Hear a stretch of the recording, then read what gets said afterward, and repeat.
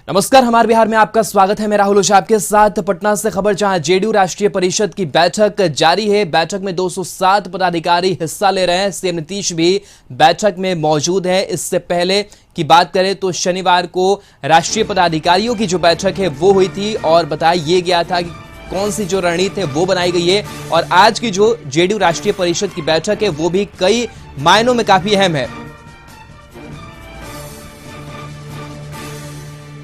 तो ये तस्वीर आपको दिखा रहे हैं जहां पर जेडीयू कार्यालय में हलचल जो है वो तेज नजर आ रही है। मुख्यमंत्री नीतीश कुमार भी पहुंच चुके हैं और खास करके बैठक काफी अहम इसलिए और भी हो जाता है क्योंकि जेडीयू के नए राष्ट्रीय अध्यक्ष ललन सिंह बने और उसके बाद से ये राष्ट्रीय स्तर की जो बैठक है वो पटना में चल रही है। 2 दिवसीय कह सकते हैं कि जो मंथन है वो किया जा रहा है। और ये तस्वीर हम आपको दिखा रहे हैं जहां पर मुख्यमंत्री नीतीश कुमार के साथ साथ जो राष्ट्रीय स्तर के नेता हैं वो इस बैठक में मौजूद है। साथ ही आपको बता दें कि 5 बजे एक प्रेस कॉन्फ्रेंस भी जेडीयू की तरफ से होना है। केसी त्यागी भी मौजूद हैं और तमाम मसलों पर जो मंथन है वो किया जा रहा है। तो ये तस्वीर हम आपको दिखा रहे हैं जहां पर नीतीश कुमार, ललन सिंह, केसी त्यागी, तमाम जो बड़े नेता हैं वो इस बैठक में शामिल हैं। और जो मंथन है सांगठनिक मजबूती को लेकर के आने वाले समय के लिए उन तमाम मसलों पर जो बातचीत है वो हो रही है। साथ ही साथ कई राज्यों में अगले साल चुनाव होने हैं, उन तमाम चीजों को लेकर भी पार्टी विस्तार कैसे करें इस पर जो मंथन है वो किया जा रहा है। तो ये तस्वीर हम आपको दिखा रहे हैं जहां पर सीएम नीतीश इस बैठक में मौजूद हैं और तमाम जो बड़े नेता हैं राष्ट्रीय स्तर के वो भी मौजूद हैं। बिहार के भी जो कई नेता हैं वो इस बैठक में शामिल हैं और मंथन किया जा रहा है जेडीयू की मजबूती के लिए, जेडीयू को और ज्यादा विस्तारित करने के लिए। तो 2 दिवसीय ये जेडीयू का मंथन और आज का भी जो मंथन है वो काफी अहम है। बैठक में 207 पदाधिकारी हिस्सा ले रहे हैं। जेडीयू राष्ट्रीय परिषद की बैठक की ये तस्वीर हम आपको दिखा रहे हैं जहां देखिए किस तरीके से मंच पर भी जो नेता है वो एक दूसरे से संवाद करते हुए, मंत्रणा करते हुए एक दूसरे से नजर आ रहे हैं और एक एक चीजों को समझा जा रहा है। एक चीजों को लेकर के संवाद एक दूसरे नेताओं के साथ किया जा रहा है। साथ ही कई जो टिप्स हैं और संभावनाएं हैं उसको तलाशने की कोशिश इस बैठक के जरिए की जा रही है।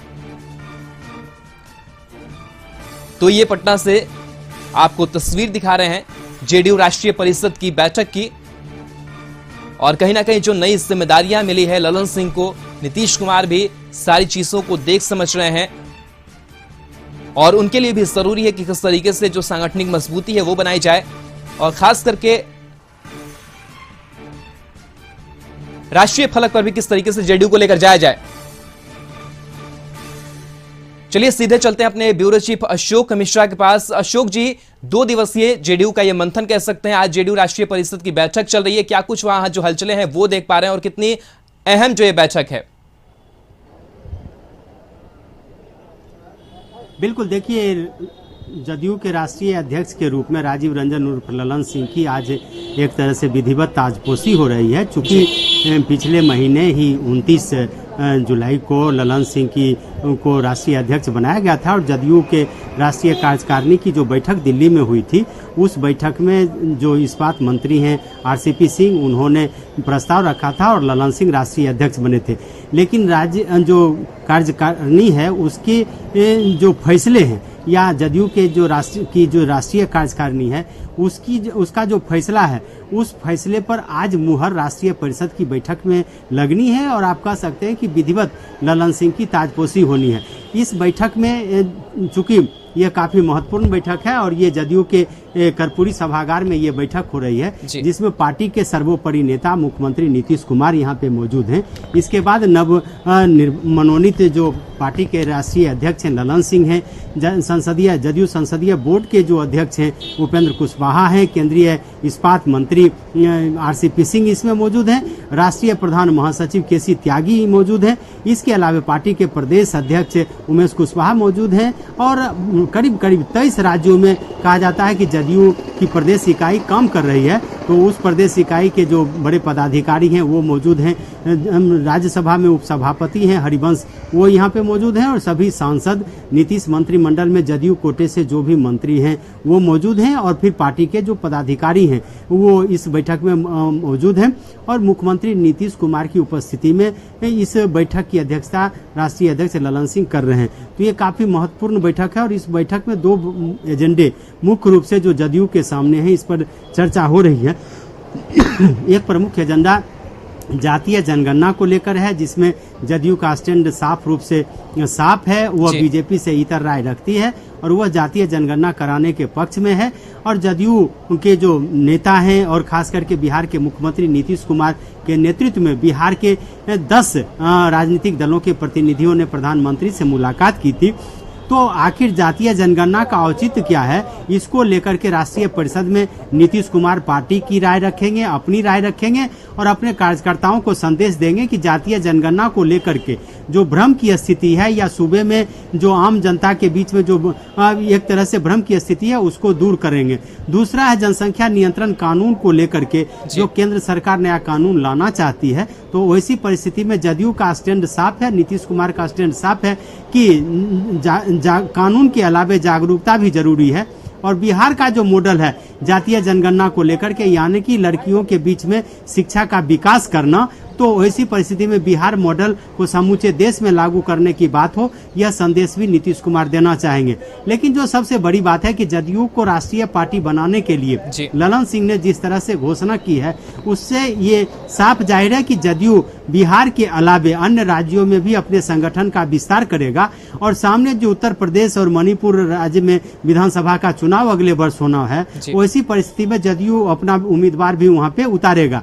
तो इसको लेकर के जदयू संगठन में किस तरह से मजबूती प्रदान की जाए, जदयू के कार्यकर्ताओं को किस तरह से प्रशिक्षित किया जाए और बिहार के अलावे अन्य राज्यों में जदयू का किस तरह से विस्तारीकरण हो, इसको लेकर के ललन सिंह भी पार्टी कार्यकर्ताओं को, नेताओं को अपना टिप्स देंगे, अपनी रणनीति बताएंगे। तो ये कह सकते हैं कि एक बहुत बड़ा फैसला इस राष्ट्रीय परिषद की बैठक में होना है। ललन सिंह की ताजपोशी के अलावे जो देश के सामने और राज्य के सामने जो महत्वपूर्ण मुद्दे हैं उन मुद्दों पर भी चर्चा होगी। और एक बात और जो सबसे बड़ी बात है राहुल, की पार्टी के जो राष्ट्रीय प्रधान महासचिव केसी त्यागी से जब हमने यह सवाल पूछा कि बीजेपी और जदयू के बीच में जो कोऑर्डिनेशन होना चाहिए उस कोऑर्डिनेशन में कहीं न कहीं कुछ कमी दिख रही है, तो उन्होंने इस बात को स्वीकार किया है और उन्होंने कहा है कि जिस तरह से अटल बिहारी वाजपेयी के शासनकाल में जॉर्ज फर्नांडिस के नेतृत्व में जो कोऑर्डिनेशन कमेटी बनी थी, उसी तरह की कमेटी फिर से बनाने की जरूरत है राष्ट्रीय स्तर पर और बिहार के स्तर पर भी, ताकि एनडीए का जो कामकाज है वो सही तरीके से चले, पारदर्शी तरीके से चले। और बीच में जो कुछ ऐसे वैसे उलट पुलट बयान आते हैं उन बयानबाजी पर भी रोक लगेगी। तो ये एक बहुत बड़ा मसला है जिसे केसी त्यागी ने भी उठाया है और मांग किया है। तो हमको लगता है कि इस पर भी चर्चा हो सकती है कि पार्टी के अंदर खाने में भी इस बात पर भी चर्चा हो कि पार्टी संगठन में अब एक तरह से कहिए धारदार तो बने ही, लेकिन एनडीए के बीच जो कोऑर्डिनेशन है, चूंकि अब केंद्र सरकार में भी जदयू सरकार में शामिल हो चुकी है, तो वैसी परिस्थिति में अब बिहार में बीजेपी शामिल है और केंद्र में जदयू शामिल है। केंद्र में बीजेपी के नेतृत्व में नरेंद्र मोदी की सरकार है, तो बिहार में जदयू यानी कि नीतीश कुमार के नेतृत्व में। बिल्कुल अशोक जी, तो कोऑर्डिनेशन कैसे बैठाया जाए बीजेपी के साथ, इस पर भी जो फैसले हैं वो लिए जाएंगे। फिलहाल तमाम जानकारी के लिए बहुत बहुत शुक्रिया, तमाम तस्वीरों के लिए और तमाम जानकारियों के लिए। बढ़ते आगे मुजफ्फरपुर से खबर, जहां ग्रामीण कार्य विभाग इंजीनियर के कई ठिकानों पर छापेमारी की गई है। दरभंगा आरडब्ल्यूडी के इंजीनियर अनिल कुमार हैं। आर्थिक अपराध इकाई की छापेमारी हुई है। अब तक 48 लाख रुपए बरामद किए गए हैं। कल स्कॉर्पियो से 18 लाख रुपए बरामद किए गए थे। मुजफ्फरपुर पुलिस की भूमिका पर भी जांच हो रही है।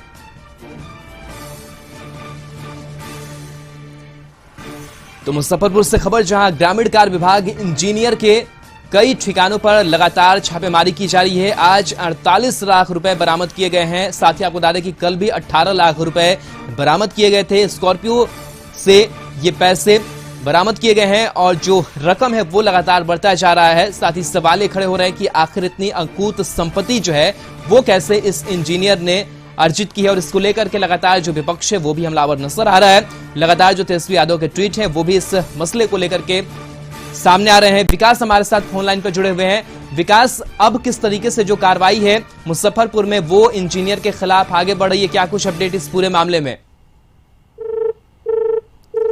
तो एक बार फिर से संपर्क करने की विकास से कोशिश करेंगे। तो मुजफ्फरपुर से ये खबर जहां ग्रामीण कार्य विभाग इंजीनियर के कई ठिकानों पर छापेमारी की जा रही है और जिस तरीके से काफी हाई प्रोफाइल मामला है, बड़ा मामला है, इसमें इनकम टैक्स, साथ ही आर्थिक अपराध इकाई, निगरानी और उसके साथ साथ जो मुजफ्फरपुर प्रशासन है वो लगा हुआ है। एक बार फिर से विकास का रुख कर लेते हैं। विकास, किस तरीके से जो कार्रवाई है वो आगे बढ़ रही है इंजीनियर मामले में? इंजीनियर की गाड़ी से रुपए बरामद किए जाने के मामले में कार्रवाई लगातार जारी है और अब तक कुल 66 लाख रुपए बरामद किया जा चुका है। मुजफ्फरपुर पुलिस और इनकम टैक्स और अपराध आर्थिक इकाई के सहयोग से देर रात इंजीनियर के कई ठिकानों पर लगातार छापेमारी की गई और अब तक की कार्रवाई में कुल 66 लाख रुपए बरामद किए गए। फिर से इंजीनियर को हिरासत में लिया गया। साथ ही मुजफ्फरपुर पुलिस 5 बजे इस संबंध में प्रेस वार्ता कर अपनी सफाई देने वाली है। कल कशिश न्यूज से सबसे पहले इस खबर को ब्रेक किया था जिसमें 30 लाख रुपए बरामद किए जाने की खबर कशिश न्यूज पे चलाई गई थी, जिसकी पुष्टि एसएसपी जयंतकांत ने किया था। देर शाम एएसपी वेस्ट मुजफ्फरपुर ने 18 लाख बरामद किए जाने की पुष्टि किया। उसके बाद आज लगातार एकाएक रुपए बरामदगी में बढ़ोतरी देखी जा रही है और एक तौर से मुजफ्फरपुर पुलिस के कार्यशैली पे सवाल भी खड़ा हो रहा है। लेकिन अब देखना बहुत लाजमी होगा कि आखिरकार इंजीनियर के विरुद्ध मुजफ्फरपुर पुलिस और अन्य विभाग के अधिकारी किस कार्रवाई तक पहुंच पाते हैं। चलिए, शुक्रिया विकास तमाम जानकारी के लिए। इसके साथ रुकेंगे एक ब्रेक के लिए, चल हाजिर होते हैं। ब्रेक के बाद स्वागत है। बढ़ते आगे मुख्यमंत्री नीतीश कुमार बाढ़ के पंचारक के द्वापर योगेश्वरी मंदिर में पूजा अर्चना के लिए पहुंचे। उनके साथ जेडीयू के राष्ट्रीय अध्यक्ष ललन सिंह भी मौजूद थे। इस दौरान मुख्यमंत्री ने भगवान सूर्य की आराधना कर उन्हें जल अर्पण किया। मंदिर के पुजारी शशि शेखर ठाकुर ने मंत्रोच्चारण के साथ उन्हें पूजा पाठ कराया। इसके बाद मुख्यमंत्री ने स्थानीय लोगों से बातचीत की। इसी दौरान पूर्व जेडीयू प्रखंड अध्यक्ष की पत्नी शिवांता देवी ने अपनी पुत्री खुशबू की दहेज हत्या किए जाने के मामले में अभियुक्तों की गिरफ्तारी नहीं किए जाने की शिकायत की। इस पर मुख्यमंत्री नीतीश कुमार ने उन्हें कार्रवाई का भरोसा दिया है। कि वो सब गला दबा के मार दिया। सास मेरी बेटी को खुशबू आराधना, उस खुशबू नाम है, उसको गला दबा के मारा इसलिए कि मेरी बेटी गई, बोला दहेज लेके आई 5 लाख रुपया 4 चक्का गाड़ी। बोले कि हम कहाँ से, मेरे पापा नहीं है।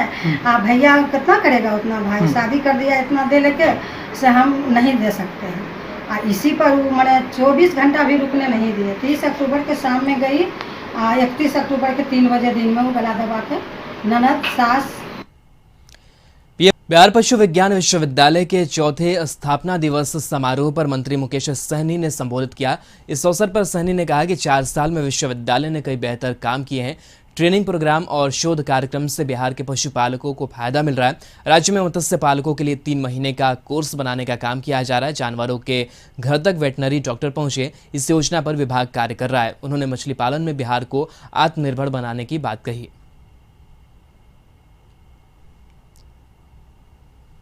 कि मत्स्य पालक में 3-3 महीने का कोर्स हो, वेटनरी में नर्स का ट्रेनिंग हो, ताकि आने वाले समय में बिहार में हम नई क्रांति ला सके। और आपको विश्वविद्यालयों को आधुनिकीकरण करने के लिए अभी हमारे माननीय मुख्यमंत्री नीतीश कुमार जी के द्वारा 950 करोड़ रुपया का खर्च कर हम विश्वविद्यालय को आधुनिकीकरण कर रहे हैं। मंत्री मुकेश सहनी ने तेजस्वी के उस बयान पर पलटवार किया जिसमें उन्होंने कहा था कि बिहार सरकार अफसरशाही से चलती है। इस पर सहनी ने कहा कि तेजस्वी विपक्ष में है और विपक्ष का काम करते रहें। और वो विपक्ष का काम कर रहे हैं और मुझे लगता है कि वो जो काम कर रहे हैं उन्हें वो करना चाहिए। बाकी सरकार का जो काम है वो सरकार अपने ईमानदारी के साथ हम लोगों को काम करना है। वो विपक्ष में है और मैं तो उसको मतलब धन्यवाद दूंगा कि इसी तरीके से 10-20 साल तक विपक्ष में रह के ट्वीट करते रहे। अरवल एसडीओ के खाते से 17 लाख रुपए उड़ाए गए हैं। सरकारी खाते से 17 लाख चोरी से हड़कंप मचा है। क्लोन चेक के जरिए खाते से रुपए निकासी की गई है। नाजिर के बयान पर थाने में प्राथमिकी दर्ज की गई है। इन अपराधियों की एक बड़ी करतूत सामने आई है। अनुमंडल पदाधिकारी के सरकारी खाते से साइबर अपराधियों ने 17 लाख रुपए की निकासी कर विभाग को सकते में डाल दिया है। जैसे ही इस मोटी रकम की अवैध निकासी की जानकारी अनुमंडल पदाधिकारी दुर्गेश कुमार को मिले, पूरे विभाग में खलबली मच गई। जब पूरे मामले की पड़ताल शुरू की गई तब स्पष्ट हुआ कि पटना कंकड़बाग एक्सिस बैंक और राजेंद्र नगर के स्मॉल फाइनेंस कंपनी के माध्यम से साइबर अपराधियों ने क्लोन खाते का उपयोग कर इस मोटी रकम की निकासी की है।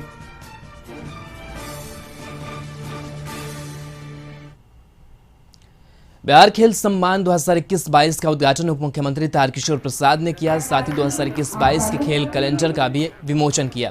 प्रेमचंद रंगशाला में यह कार्यक्रम आयोजित किया गया था। इस अवसर पर डिप्टी सीएम ने खिलाड़ियों को सम्मानित भी किया। साथ ही 74 खिलाड़ियों के बीच 26 लाख रुपए का वितरण किया।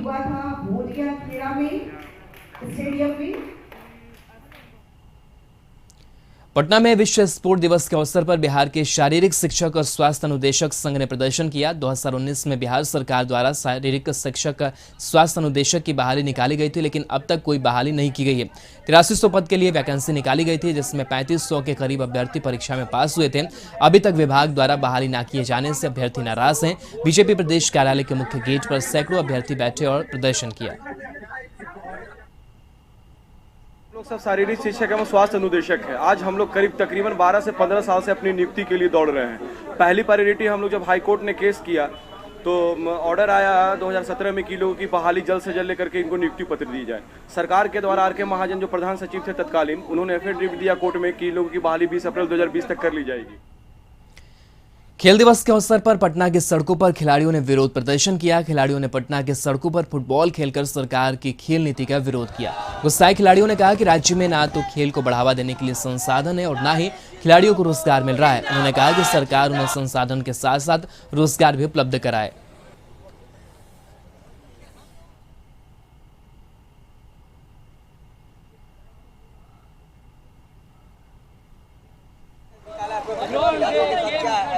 भाई खिलाड़ियों का भविष्य अंधकारमय हो गया है।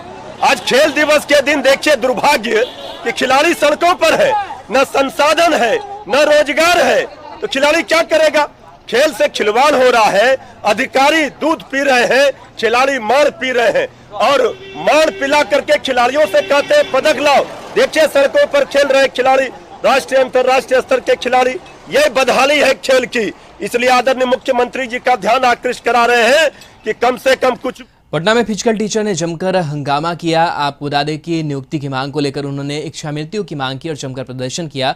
सरकार पर आरोप लगाते हुए उन्होंने कहा कि सरकार ने नियुक्ति का वादा किया था, लेकिन अब तक नियुक्ति नहीं हो पाई है। उन्होंने राष्ट्रपति को पत्र लिखकर इच्छामृत्यु की मांग की है।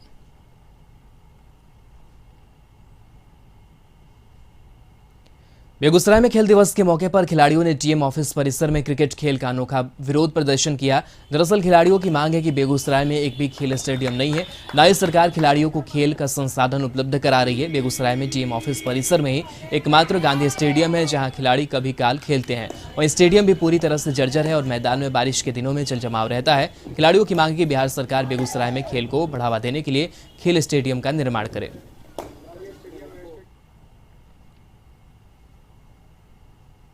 दिल्ली के लाल किला मैदान में इस साल 6 अक्टूबर से लेकर 16 अक्टूबर के बीच लव कुश रामलीला का मंचन किया जाएगा। इस रामलीला में इस साल रंगमंच के एक से बढ़कर एक कलाकारों का जमावड़ा रहेगा। रामलीला कमेटी के प्रेसिडेंट अशोक अग्रवाल ने इस मामले में जानकारी देते हुए कहा कि इस साल रामलीला का मंचन कोरोना की सभी गाइडलाइन को ध्यान में रखकर किया जाएगा। साथ ही सुरक्षा संबंधी नियमों का पालन किया जाएगा।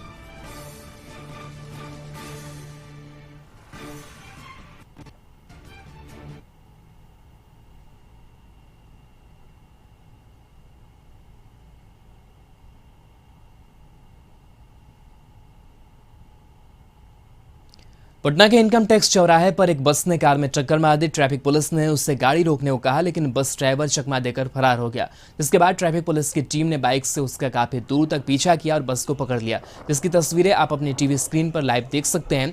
आप देख सकते हैं कि आगे आगे बस चल रही है और पीछे से ट्रैफिक पुलिस के जवान उस बस का पीछा कर रहे हैं। काफी मशक्कत के बाद हड़ताली मोड़ के पास घेराबंदी कर इस बस को पकड़ा गया।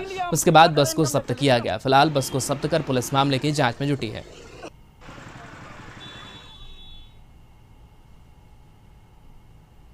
बेगूसराय में बिजली का करंट लगने से एक मजदूर की मौत हो गई। घटना नगर थाना क्षेत्र के बड़ी पोखर की है। घटना से नाराज लोगों ने मुआवजे की मांग को लेकर खातोपुर के निकट कुछ देर के लिए N36 को जाम कर दिया। बताया जाता है खातोपुर निवासी 45 साल का निहाल राम प्राइवेट अस्पताल में सफाई कर्मी का काम करता था। काम के बाद बड़ी पोखर के पास पहुंचा था। इसी दौरान उसे बिजली का करंट लग गया।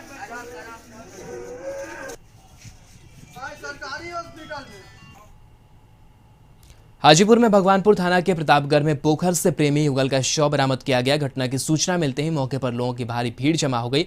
वहीं ग्रामीणों की सूचना पर मौके पर पहुंची पुलिस ने दोनों के शव को पोखर से बाहर निकाला, जिसके बाद दोनों के शव को पोस्टमार्टम के लिए सदर अस्पताल भेजा गया। हैरानी की बात है कि दोनों एक ही गाँव के रहने वाले हैं। पुलिस का वही कहना है कि दोनों के परिवार वाले अभी तक सामने नहीं आए हैं। तो यह हाजीपुर की तस्वीर आपको दिखा रहे हैं, जहां प्रेमी प्रेमिका का शव मिला है, जिस हत्या के बाद शव को फेंकने की आशंका जताई जा रही है।